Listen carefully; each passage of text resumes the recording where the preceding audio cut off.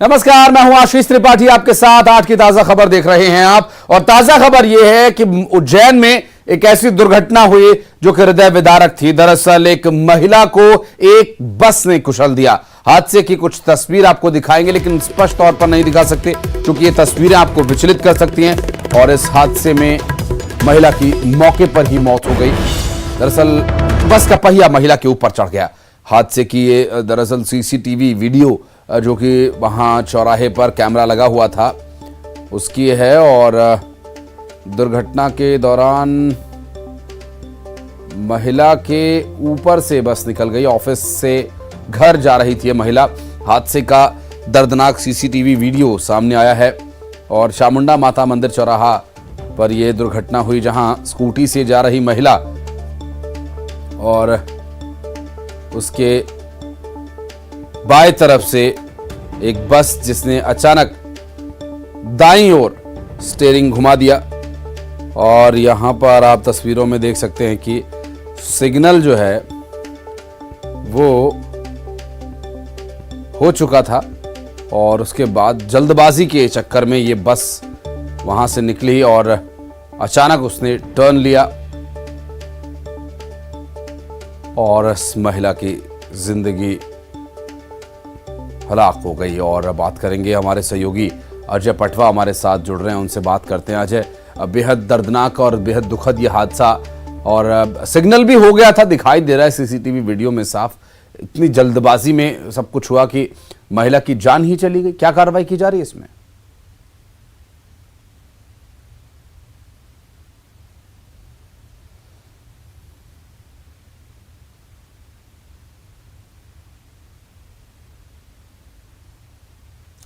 लगता है अजय तक आवाज़ नहीं पहुंच पा रही है। कोशिश करेंगे एक बार फिर से बात करने की। और अभी तक जो तस्वीरें हम आपको दिखा रहे थे, उस तस्वीर को ये चामुंडा माता मंदिर चौराहा के पास का सीसीटीवी वीडियो बताया जा रहा है। आप तस्वीरों में देख सकते हैं कि कैसे वहाँ पर अचानक ये बस टर्न लेती है और वहाँ पर महिला, चूंकि तस्वीरें देखकर बहुत स्पष्ट नहीं हो पा रहा है कि गलती किसकी है।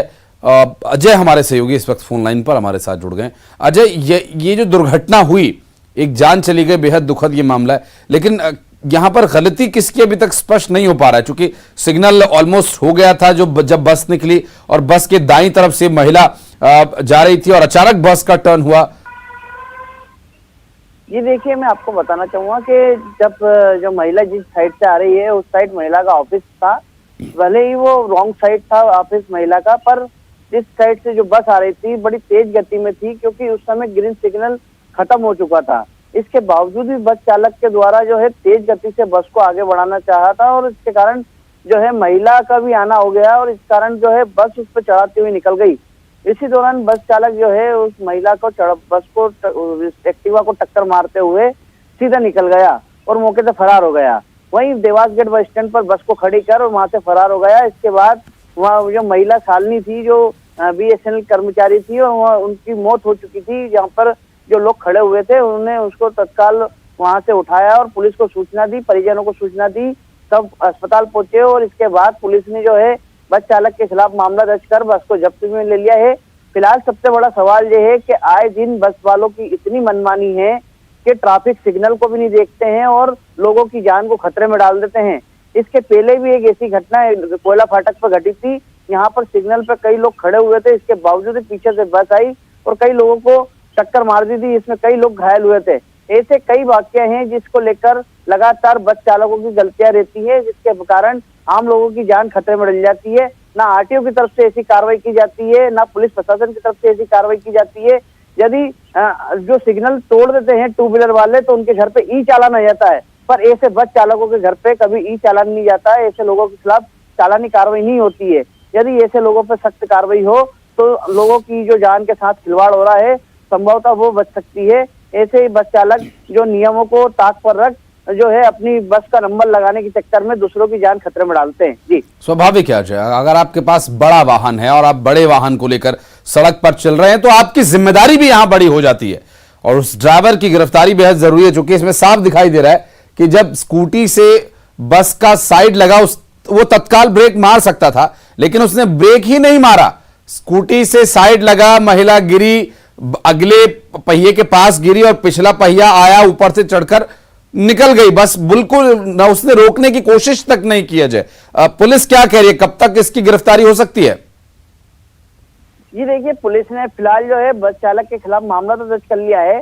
फिलहाल बस को जो जब्ती में ले रखा है, फिर जो बस चालक है वो बस को खड़ा कर मौके से तत्काल फरार हो गया था, क्योंकि उसको पता था कि जो महिला की मौत हो चुकी होगी, क्योंकि वो बस की टक्कर लगते ही पहिए के नीचे आ गई थी।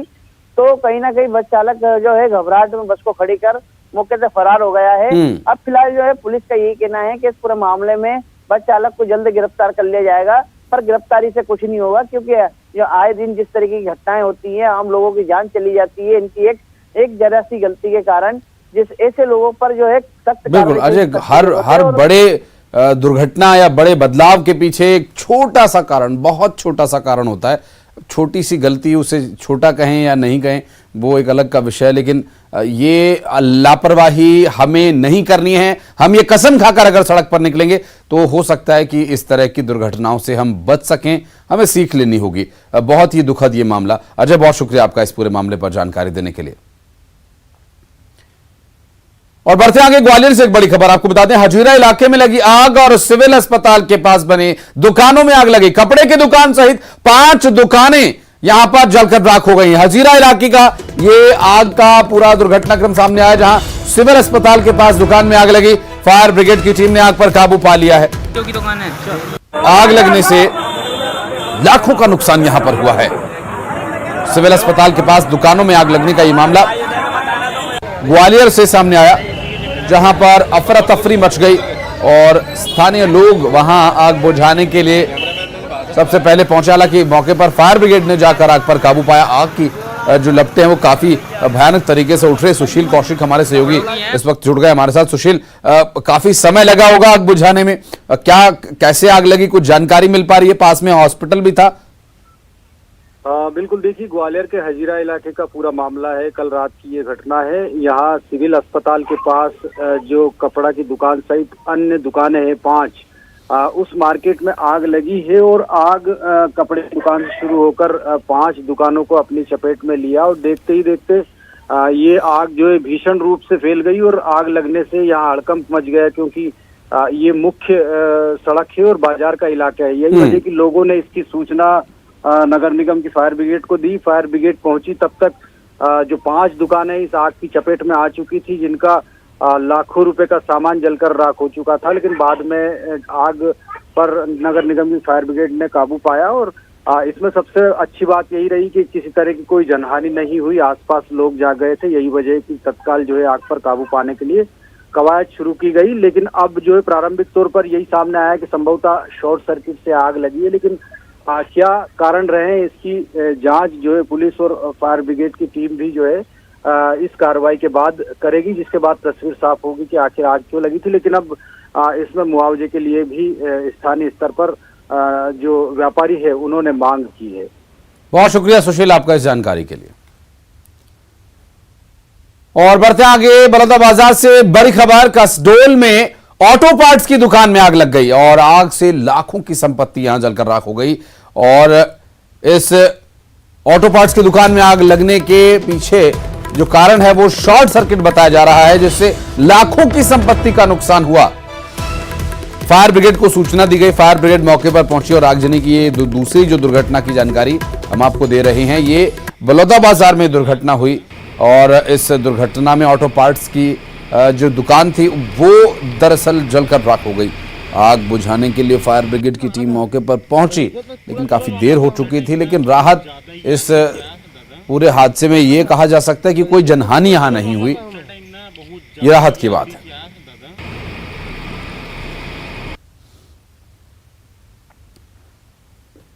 और मुरैना से बड़ी खबर आपको बता दें, गुंडा टैक्स नहीं देने पर मारपीट का मामला सामने आया। होटल संचालक से गुंडा टैक्स नहीं देने पर मारपीट की गई है। दरअसल गुंडों ने मारपीट की क्योंकि गुंडा टैक्स नहीं दिया गया, जिसे वसूली कहते हैं। और होटल में गुंडों ने जमकर उत्पात मचाया और 6 से ज्यादा गुंडों ने होटल में तोड़फोड़ की। हंगामा और तोड़फोड़ का एक वीडियो भी सामने आया, वो भी आपको दिखाएंगे। दरअसल पुलिस ने गुंडों के खिलाफ मामला दर्ज कर लिया है और चूंकि वीडियो सामने आ गया है, और अमित शर्मा हमारे सहयोगी मुरैना से इस वक्त हमारे साथ। अमित, कौन लोग हैं ये और ये गुंडा टैक्स वसूली आज के समय में भी पुलिस प्रशासन का खौफ नहीं है ने? देखिए आशीष, बिल्कुल आपने ठीक कहा कि पुलिस प्रशासन का खौफ जरा भी नहीं है मुरैना में, क्योंकि आए दिन वसूली की बात की जाए या फिर फायरिंग की बात की जाए, इस तरीके की बातें हर दूसरे दिन देखने को मिलती है। आज फिर वही देखने को मिला है कि जो नेशनल हाईवे 44 पर स्थित है होटल व्हील्स, उसके संचालक हैं, उनके पास 4 से 5 बदमाश पहुंचते हैं पहले, फिर वो फोन लगा करके कुछ अपने साथियों को और बुला लेते हैं, तो यानी कि 7 बदमाश हो जाती हैं, फिर वो हफ्ता वसूली की मांग करती हैं।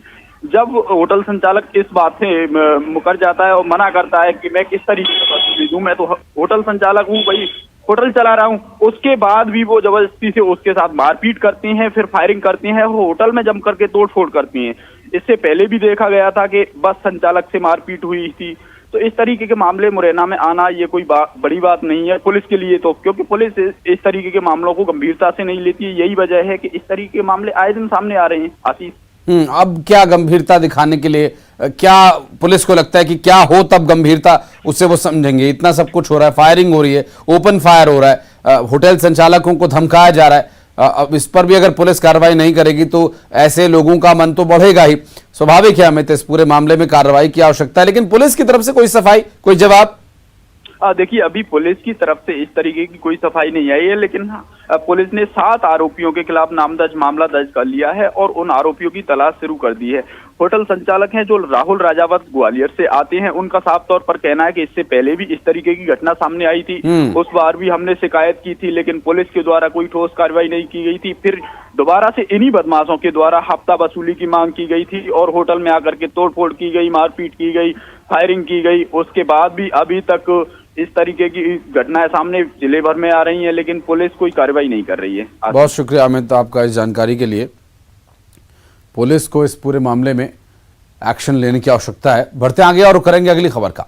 बड़वानी से बड़ी खबर है। दरअसल लव जिहाद को लेकर थाने का घेराव किए जाने का ही मामला है। बजरंग दल ने थाने का घेराव किया। आपको बता दें बड़वानी से इस वक्त की बड़ी खबर, ये लव जिहाद का मामला है, जहां पर बजरंग दल ने थाने का घेराव किया। बजरंग दल ने मौके पर पहुंचकर थाने का घेराव किया। देखिए तस्वीरों में आप देख सकते हैं कि काफी संख्या में वहां पर बजरंग दल के कार्यकर्ता दिखाई दे रहे हैं, बजरंग दल के सदस्य दिखाई दे रहे हैं। लव जिहाद का विषय था, वो विषय क्या था वो भी आपको बता देते हैं। वहां मौके पर पहुंचकर एक निकाह रुकवाया गया। मुस्लिम शख्स था, हिंदू लड़की से शादी कर रहा था, निकाह कर रहा था, और बजरंग दल ने नारेबाजी के बाद थाने का घेराव किया और पुलिस ने युवक के खिलाफ रेप का मामला दर्ज किया। शरारती तत्वों पर पुलिस नजर बनाए हुए। पंकज शुक्ला हमारे सहयोगी इस वक्त फोन लाइन पर है। पंकज, लड़की की तरफ से भी कोई शिकायत दी गई थी, परिजनों की तरफ से शिकायत दी गई थी, क्या जानकारी मिल पा रही है इस मामले में? बिल्कुल आशीष, जिस तरीके का मामला सामने आया है, लड़की के द्वारा जो है थाने पर शिकायत तब दी गई जब लड़की को ये मालूम हुआ कि ये जो है युवक निकाह पढ़वा रहा है, और चूंकि वो पूरे चारों तरफ से घिरी हुई थी और उसके पास कोई ऐसा ऑप्शन भी नहीं था, वो ये इस बात से बिल्कुल गुमराह थी कि वो लड़का युवक जो है जिससे उसकी मुलाकात होती है, जिससे उसकी बातचीत होती थी, वो मुस्लिम युवक है। और इसके बाद जो है जैसे ही बजरंग बात की भनक लगी, बजरंग दल ने तत्काल मौके पर पहुंच करके और युवक को और युवती दोनों को जो है थाने पर पुलिस के हवाले किया। उसके बाद जो है जब पूरी जांच की गई तो पूरे मामले का खुलासा हुआ कि जो युवक है वो मुस्लिम है और युवती जो है वो हिंदू है।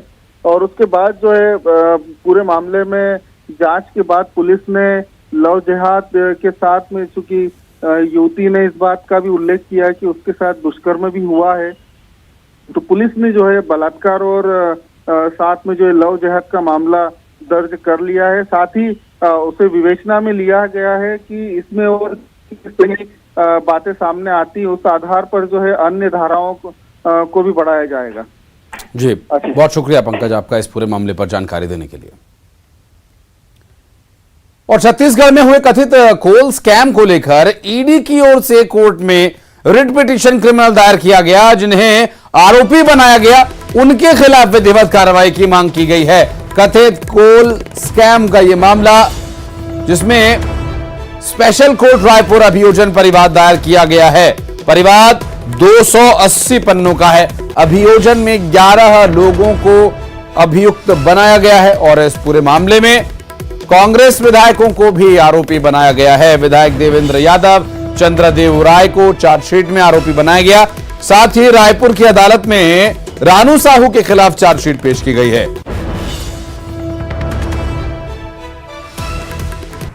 अग्रिम जो हमारा इन्वेस्टिगेशन आगे चल रहा था, उस इन्वेस्टिगेशन को आगे बढ़ाते हुए हमने निखिल चंद्राकर और रानू साहू जो कि IAS अधिकारी हैं, उनकी गिरफ्तारी की थी और गिरफ्तारी करने के बाद आज उनके विरुद्ध हमने उनके और 9 अन्य के विरुद्ध, निखिल चंद्राकर, रानू साहू और 9 अन्य के विरुद्ध एक अभियोजन परिवाद माननीय स्पेशल कोर्ट रायपुर के समक्ष प्रस्तुत किया है। हमारा जो अभियोजन परिवाद है वो लगभग 280 पन्नों का है, लेकिन जो रिलाइड अपॉन डॉक्यूमेंट्स हैं जिनके आधार पर हमने अपना केस को, और इस अभियोजन परिवाद में 11 लोगों को हमने अभियुक्त बनाने के लिए माननीय न्यायालय से प्रार्थना किया है, जिसमें प्रमुख नाम निखिल चंद्राकर, मनीष उपाध्याय, जो कि रानू साहू हैं जो तत्कालीन समय में कोरबा कलेक्टर रही थी, उनके हमने लगभग जो प्रॉपर्टी अटैच करके ऑलरेडी रखी हुई है, और उसमें विधायक हैं 2, देवेंद्र सिंह यादव और चंद्रदेव राय, ये दोनों विधायक हैं। ये भी उसमें प्रमुख अभियुक्तों में हमारी प्रोसिक्यूशन कंप्लेंट में हमने उन्हें शामिल किया है और टोटल अभियुक्तों की संख्या 11 है। और रायपुर में आम आदमी पार्टी की बड़ी सभा आज होनी है। दरअसल दिल्ली और पंजाब के मुख्यमंत्री यहां पर जाएंगे। आम आदमी पार्टी एक बड़ी सभा करने की तैयारी में है और अरविंद केजरीवाल जो कि दिल्ली के मुख्यमंत्री हैं, पार्टी के संयोजक हैं, और भगवंत मान जो कि पंजाब के मुख्यमंत्री हैं और पार्टी के बड़े चेहरे माने जाते हैं, लोगों के बीच गारंटी कार्ड रखेंगे अरविंद केजरीवाल। तो रायपुर में इनकी एक सभा का आयोजन होने जा रहा है। हालांकि जो विपक्ष 26 एक साथ आया है, उसमें कांग्रेस पार्टी के साथ गठबंधन होने के बाद भी आम आदमी पार्टी यहां प्रचार में जुटी हुई है। तो गठबंधन होने के बावजूद भी अपने गठबंधन की सहयोगी पार्टियों के खिलाफ आम आदमी पार्टी प्रचार करेगी, क्योंकि वर्तमान में जो सरकार है वो कांग्रेस की है। दिल्ली में नुकसान पहुंचाया, पंजाब में खा गई और अब छत्तीसगढ़ की तैयारी।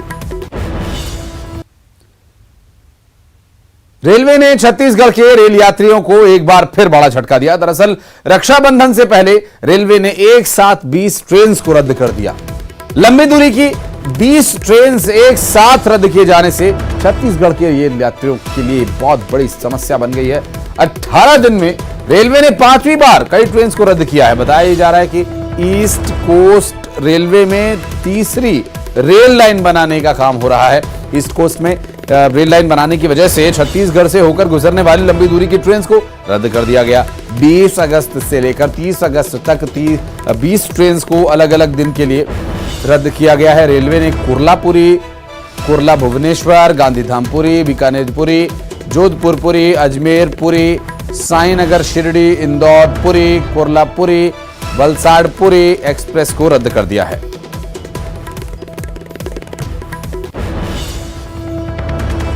तो 20 ट्रेन रद्द होने की वजह से समस्या का सामना रेल यात्रियों को करना पड़ेगा। यात्रीगण कृपया ध्यान दें, वैकल्पिक यात्रा के लिए आपको व्यवस्था करनी होगी, चूंकि रेलवे ने बड़ा कारण बताते हुए एक बड़ा झटका एक तरह से रेल यात्रियों को दे दिया है।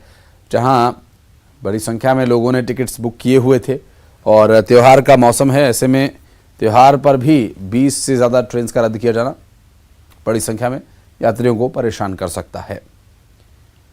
और बिलासपुर से एक बड़ी खबर आपको बता दें, बिलासपुर सांसद का प्रतिनिधि बताकर 7.5 लाख रुपए की ठगी का मामला। युवती और उसके मामा से ठगों ने 7.5 लाख रुपए ठग लिए सरकारी नौकरी लगाने का झांसा देकर। मामा भांजी की शिकायत पर थाने में मामला दर्ज किया गया। सकरी थाना क्षेत्र का यह मामला है और आरोपी ठग की तलाश में पुलिस जुटी हुई है। मामा और भांजी के, अब अगर मामा और भांजी सरकारी नौकरी के लिए पैसा यानी रिश्वत दे रहे हैं, तो अब इसमें ठग कौन है, पीड़ित कौन है, ये कैसे तय होगा? क्योंकि कानून में रिश्वत लेना और देना दोनों ही जुर्म है। सकरी थाना क्षेत्र में एक पीड़ित व्यक्ति के द्वारा शिकायत की गई है कि एक व्यक्ति जो मसूरी क्षेत्र का रहने वाला जिसका नाम मुरीलाल आनंद उर्फ राज आनंद था, उसने उसको उनके माता पिता को नौकरी पेशा बहू चाहिए ऐसा करके पहले प्रेम संबंध बनाया। उसके पश्चात उसी महिला का नौकरी लगवाने के नाम पे उसने उस युवती से करीब 3 से 4 लाख रुपया ले लिया है और उसके पश्चात उसको वो शादी करने से इनकार कर दिया। इस पर युवती के द्वारा थाने में शिकायत की गई है, जिसमें उसके द्वारा बताया गया कि उसके द्वारा कुछ राशि बैंक के माध्यम से तथा कुछ राशि नकद दी गई है। इस मामले में सकरी पुलिस के द्वारा जांच करके अग्रिम वैधानिक कार्रवाई की जा रही है। और यहाँ रुक रहे छोटे से ब्रेक के लिए, जल्द लौटते हैं।